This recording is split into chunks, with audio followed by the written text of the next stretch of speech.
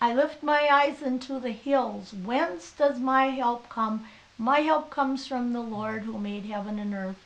From Psalm 121. Mm-hmm. That was your confirmation Bible verse, but that's the one I have taken from both of us.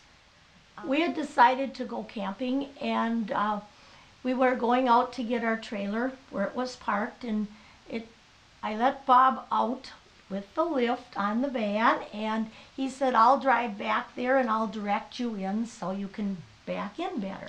And she said, be careful. And I said, be careful, but as careful as Bob was, one of his wheels went in a gopher hole.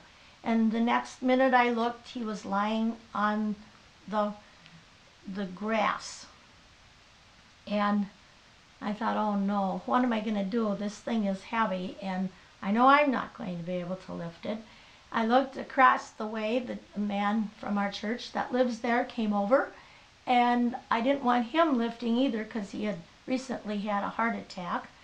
And he said, maybe I can help you. And at that time... Just then, guess what appeared? This biker with the helmet on and riding gloves. And I look at him and I thought, what? And I look at his bike with all these gears and everything. I thought, boy, this guy's really a biker. And he says, hi, my name's David. He says, how can I help you? The next thing I know, these arms are around me. Darlene's worried about the batteries falling out of the cart. He picks me up and sets me upright. And she's fidgeting around there, and I'm looking, and I look at Roy, and I said, where'd he go? Roy, he didn't know. He says, I looked up and down the trail, and I went Darlene, out to the trail, yeah, walked out about 30 feet, saw nothing either way. So who was it? now it's easy to say now. We looked all over. I suppose I should have looked up.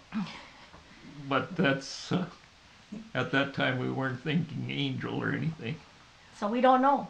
But God did send who we needed at that time. But I told one of the pastors, and he says, no doubt about it. He said, you had an angel visit. That's just one of many different things the Lord has provided for us. The stretching of the checkbook. How God does it, I don't know. I don't know how God does it either. But if God lays on your heart that he wants you to do something, do it. Don't look in your checkbook and say, I only have X number of dollars. Because if God says this is what he really wants you to do, he will provide the way. And we have found that to be so true. We don't know how he stretches money. And we don't need to know. We only need to trust. We need to trust that he does it. And once you see that it does it, you trust a little more, and then you trust a little more, and you know if you feel God calling you to do this, you should do it because he will be there to help you.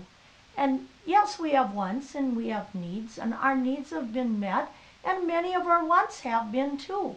It wasn't that we just are living a meager, barely can eke out an existence. No way. God has given us so many blessings that we need to share those with others. And when you share, you get the joy of sharing, which is much more important than any material thing you can have.